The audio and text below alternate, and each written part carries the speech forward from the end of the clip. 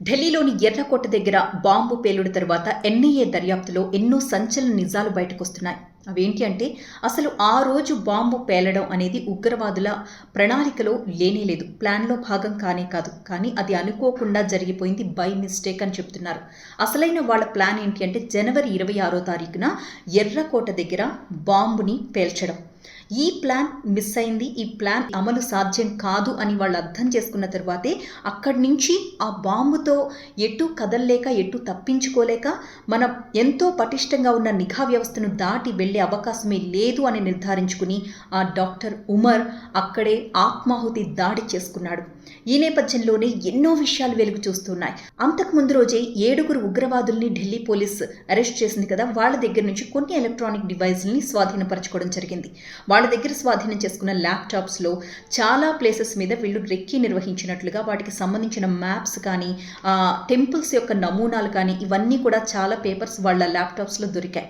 వాటిలో ప్రధానంగా ఉన్నవి ఏంటి అంటే అయోధ్యలోని రామ మందిర్ని వీళ్ళు టార్గెట్గా చేసుకోవాలనుకున్నారు. అండ్ నెంబర్ 2 కాశీలోని వారణాసిలోని కాశీ విశ్వనాథ టెంపుల్ని కూడా టార్గెట్ చేసినట్లుగా తెలుస్తోంది. 1 కాదు 2 కాదు, ఏకంగా 200 బాంబులు ఇంప్లాంట్ చేసి ఒకేసారి బ్లాస్ట్ చేయాలి అనేది వీళ్ళ వ్యూహం.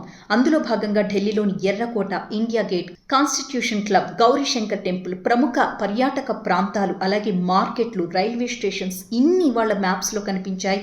వీటన్నింటి దగ్గర కూడా బాంబులు పెట్టి ఒక్కసారిగా వాటిని బ్లాస్ట్ చేయాలి, పెద్ద ఎత్తున మారణహోమం సృష్టించాలి అనేదే వాళ్ళ ప్రయత్నం. అయితే ఇన్ని రోజుల నుంచి మనం అనుకుంటున్నాం ఆపరేషన్ సింధూర్ తరువాత జైషే మహమ్మద్ సంస్థ ప్రతీకార చర్యగా ఈ చర్యకు పాల్పడింది అని. కానీ కాదు. వీటికి సంబంధించిన బాంబు పేలుడుకు సంబంధించిన అవసరమైన వస్తువులన్నీ కూడా గత 2 ఏళ్ల నుంచి కొద్దిగా జమ చేసుకుంటూ వస్తోంది. అంటే ఆపరేషన్ సింధూర్తో సంబంధం లేకుండా చాలా రోజుల ముందు నుంచే భారతదేశంలో ఈ బాంబ్ బ్లాస్ట్లు ప్లాన్ చేశారన్నమాట.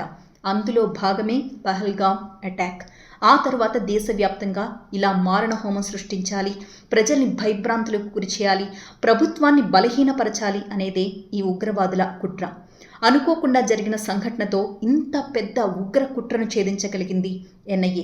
ఆల్రెడీ ఢిల్లీలోని బాంబ్ బ్లాస్ట్ కంటే ముందే మన ఇంటెలిజెన్స్కి దీనికి సంబంధించిన పూర్తి సమాచారం అందడంతో ఎక్కడికక్కడ నిఘా పటిష్టం చేయడంతోనే ఇప్పుడు ఈ డాక్టర్ ఉమర్ ఏమీ చేయలేని స్థితిలో తను ఉన్న కారులో బాంబులైనా పేల్చేద్దాం అన్న ఉద్దేశంతోనే 3 గంటల సేపు వేచి చూసి ట్రాఫిక్ ఎప్పుడైతే రద్దీ ఎక్కువగా ఉందో ఆ సమయంలో రోడ్డు మీదకొచ్చి ఆత్మాహుతి దాడి చేసుకున్నాడని ప్రాథమికంగా నిర్ధారించారు.